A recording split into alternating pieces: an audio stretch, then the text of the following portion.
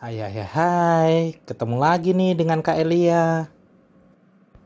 Hari ini kakak ingin mengajak adik-adik semua untuk merenungkan firman Tuhan. Ayo kita mulai.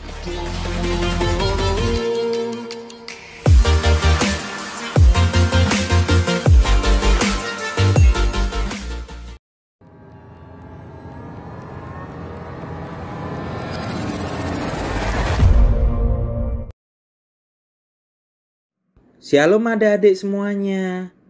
Kita tetap merenungkan firman Tuhan melalui gerakan cinta Alkitab ini. Firman Tuhan hari ini diambil dari Roma pasal 8 ayat 37. Yuk kita baca bersama-sama. Tetapi dalam semuanya itu, kita lebih daripada orang-orang yang menang, oleh Dia yang telah mengasihi kita. Nah, untuk mempermudahkan kita dalam merenungkan firman Tuhan, yuk dengarkan cerita dari kakak. Shalom adik-adik. Kakak bertanya ya, siapa di antara adik-adik yang ingin berhasil? Wah, pasti semua ingin berhasil ya. Berhasil lulus SD, lulus SMP, dan seterusnya. Kakak mau tanya lagi nih. Siapa di antara adik-adik yang ingin beruntung? Pasti semua juga ingin beruntung ya. Beruntung itu segala sesuatunya menjadi dipermudah oleh Allah. Sebagai contoh, ketika seseorang tidak mempunyai pekerjaan dan sedang mencari pekerjaan, tiba-tiba ada yang menawarkan pekerjaan kepadanya. Itu namanya beruntung. Dan sepertinya enak ya. Nah, kakak mau tanya sekali lagi nih. Siapa dari antara anak-anak yang ingin berhasil sekaligus ingin beruntung? Pasti semua ingin ya. Sudah berhasil, beruntung pula. Pasti penuh sukacita hidupnya. Tetapi, apakah mungkin adik-adik bisa berhasil sekaligus beruntung? Memangnya ada ya orang di dunia ini yang berhasil dan beruntung sekaligus? Adik-adik, ternyata ada loh. Alkitab memberitahu kita semua kunci untuk berhasil dan juga beruntung. Yuk adik-adik, kita baca Yosua pasal 1 ayat yang ke-8. Janganlah engkau lupa memperkatakan kitab Taurat ini, tetapi renungkanlah itu siang dan malam, supaya engkau bertindak hati-hati sesuai dengan segala yang tertulis di dalamnya. Sebab dengan demikian, perjalananmu akan berhasil dan engkau akan beruntung. Adik-adik, ternyata ada 3 kunci di mana adik-adik bisa berhasil dan juga beruntung. Kunci yang pertama adalah membaca Alkitab. Tadi dikatakan bahwa janganlah engkau lupa memperkatakan kitab Taurat ini.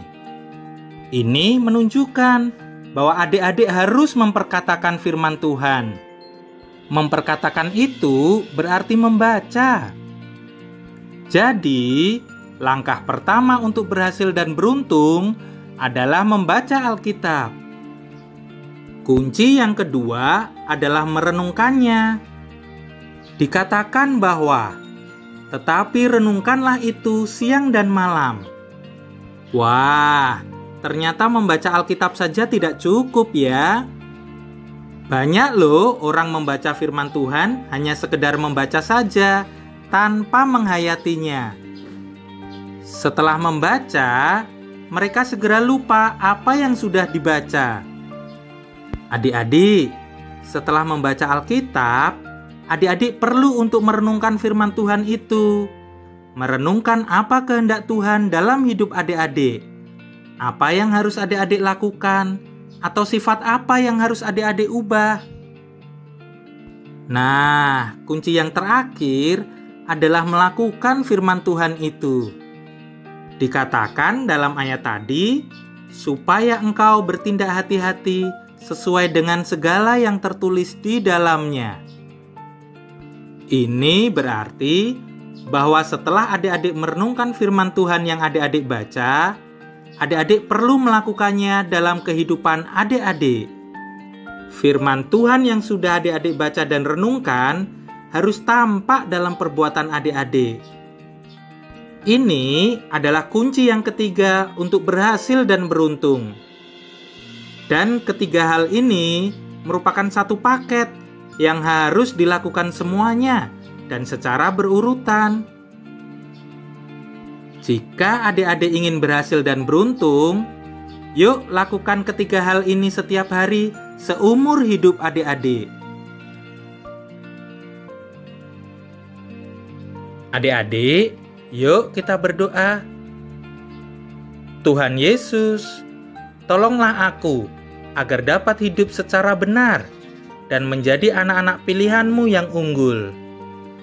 Tolong aku juga untuk setia, membaca, merenungkan, dan melakukan firman Tuhan sepanjang hidupku. Amin.